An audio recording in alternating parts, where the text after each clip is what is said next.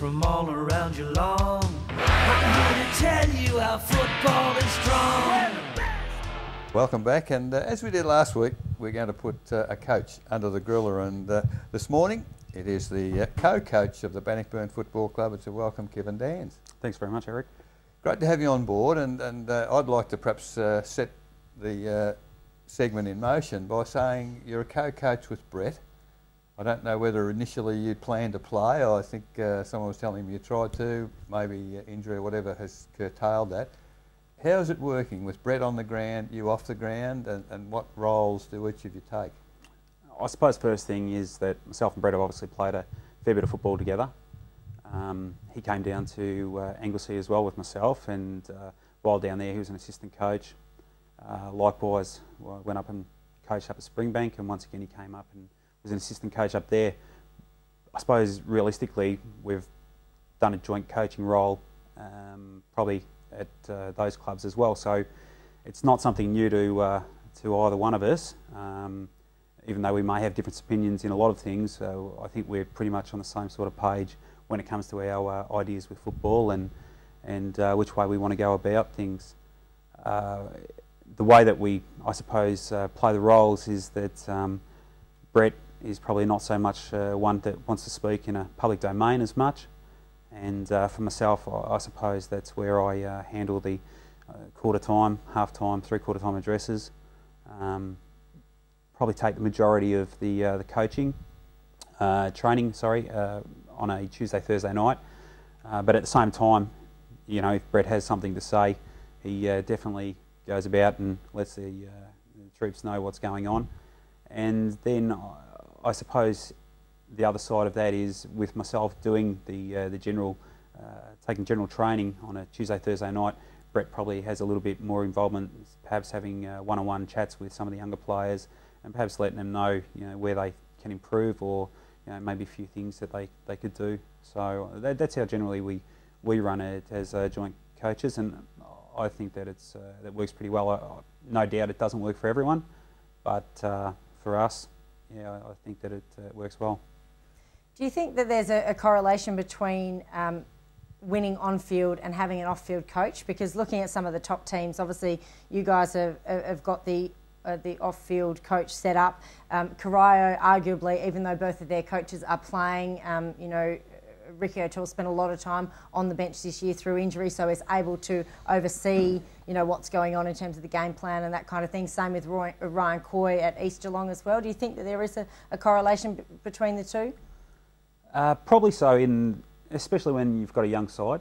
I think that it's probably pretty important to have someone on the sidelines if you do have a young side with having older group of players. I suppose they're more inclined to know what to do instinctively anyway, and they've been there, done that before.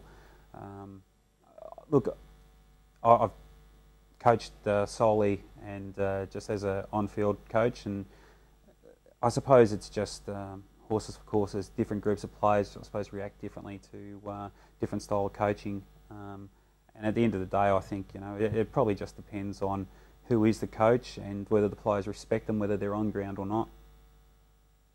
I haven't seen you a lot. I only saw you against the East Geelong game. I missed the Thompson one. I was very impressed with the selflessness that you played and the style of footy. Half time though, that seemed to change. You stopped doing that, and you may not be aware of it, or it may be a fair way back.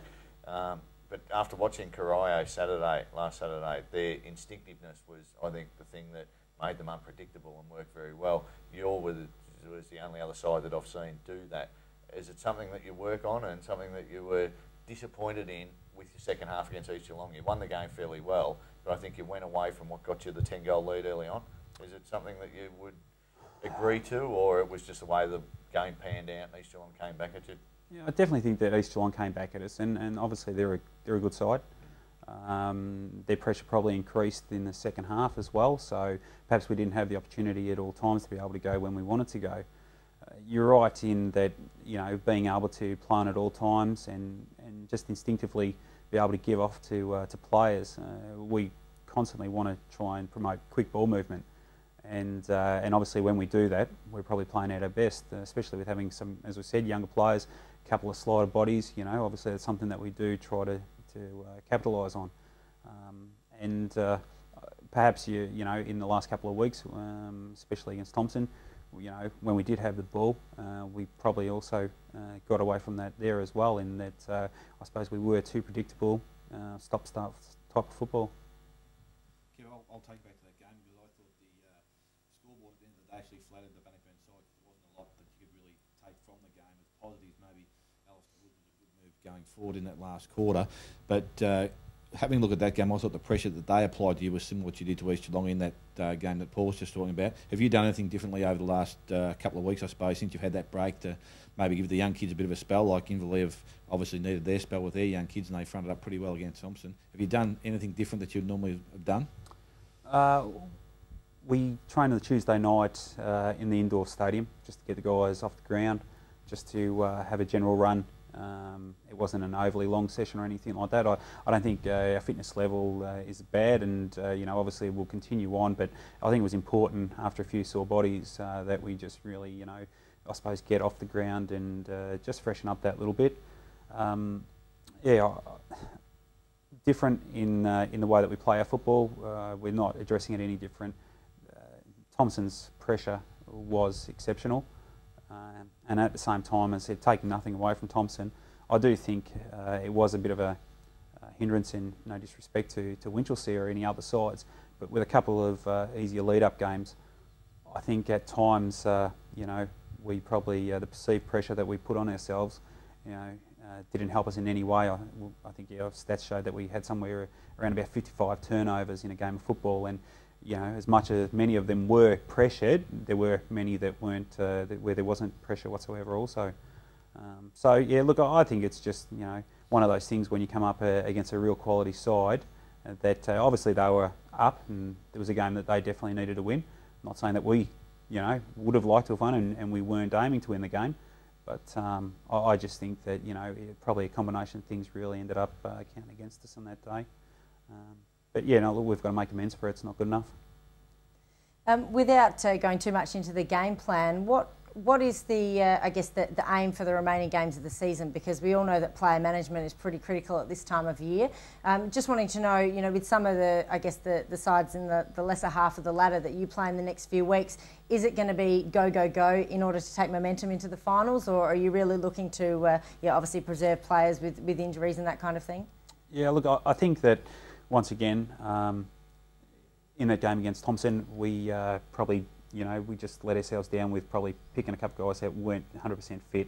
So, you know, we've learnt from that, and you know, from here on in, we'll just pick the guys that are fit available. We're not going to be trying to, you know, play players just for the sake of playing them to get a bit of match fitness. It's going to be the guys that are fit and ready to go.